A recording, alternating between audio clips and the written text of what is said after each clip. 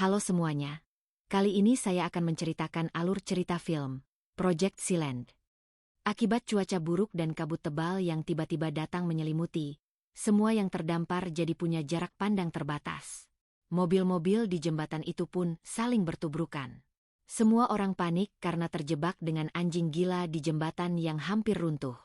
Pemerintah Korea sedang mengadakan rapat untuk membebaskan para tawanan yang terkena sandera oleh teroris. Jang Hyong sebagai Menteri Pertahanan sekaligus calon presiden sedang dilema dengan pembebasan tawanan. Jang Hyong meminta waktu sebulan untuk membebaskan sandera namun pemerintah menolak. Tak berselang lama Jang Won yang merupakan wakil Hyong datang memberi penjelasan dan berkat bantuan usulan tersebut disetujui.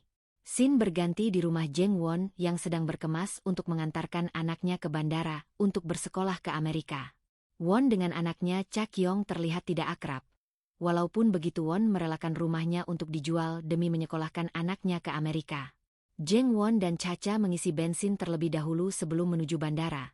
Saat berada di pom bensin ia bertemu dengan Jo Park yang mengaku sebagai pemilik pom bensin, padahal dia hanya seorang supir truk derek. Jang Won meminta untuk membayar secara tunai karena tidak mempunyai uang cash. Nam Jon Park beralasan mesin ATM-nya rusak padahal cuma akal-akalan dia saja untuk mendapatkan uang. Karena takut terlambat Won segera cabut dari pom tersebut tanpa membayar bensin. Scene berpindah ke Yura dan Mira, yang merupakan atlet golf dan managernya. Yura yang masih kesal terhadap Miran karena tidak memperpanjang paspor bertemu dengan nenek yang sudah pikun yang mengira Yura adalah cucunya namun tak lama suami dari nenek menjemputnya. Perjalanan berlanjut Won dan Cha-cha menuju jembatan yang berkabut. Begitu juga Yura dan Miran serta kakek nenek. Dalam kondisi kabut yang sangat tebal terdapat seorang pria yang mengendarai mobil sport sangat kencang. Ternyata dia sedang melakukan live streaming dan sedang menuruti viewernya untuk ugal-ugalan. Karena kondisi jalanan yang lembar berkabut pengendara tersebut tergelincir dan menutupi bahu jalan. Sementara di belakangnya terdapat bus yang menghindari mobil tersebut. Terlihat semua baik-baik saja, beberapa detik kemudian puluhan mobil mengalami kecelakaan beruntun termasuk mobil yang tertera yang membawa sebuah anjing.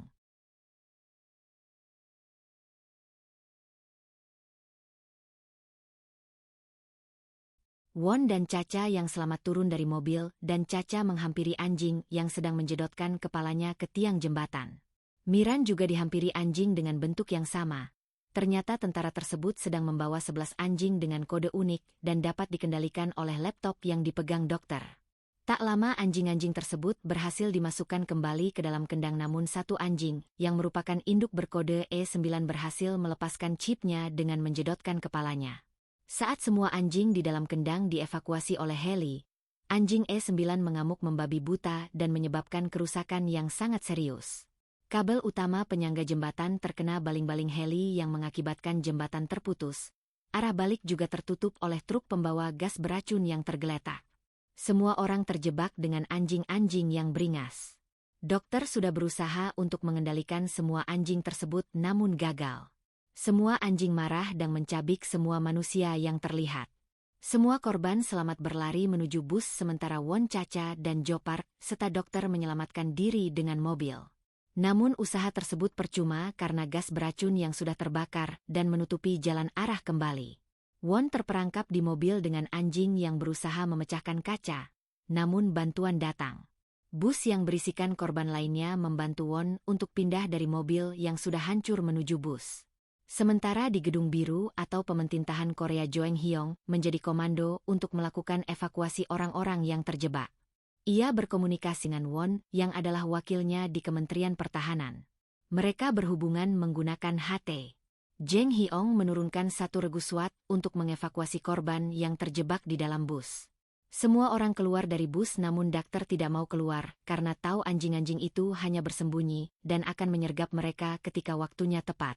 Tak lama berselang 2 tentara dihajar oleh anjing tersebut. Para korban yang akan dievakuasi juga menjadi sasaran empuk anjing-anjing ganas tersebut.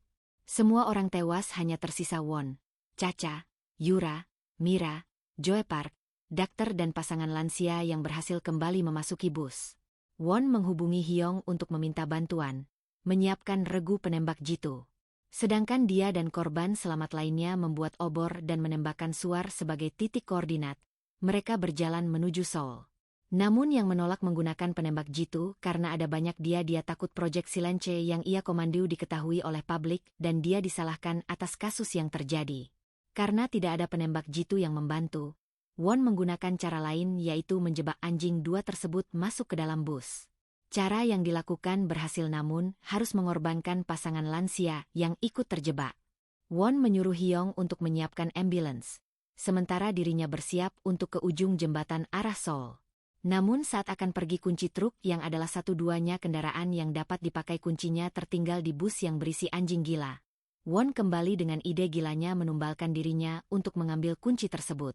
Won yang sudah berada di posisi mengenaskan berhasil lolos dengan kenekatan anaknya Cha-Cha. Mereka berhasil menyelamatkan diri dan menuju ujung jembatan di mana sudah ada banyak wartawan dan tim medis. Won tanpa pikir panjang langsung menghajar Hyung. Hyung pun pergi karena malu. Tamat.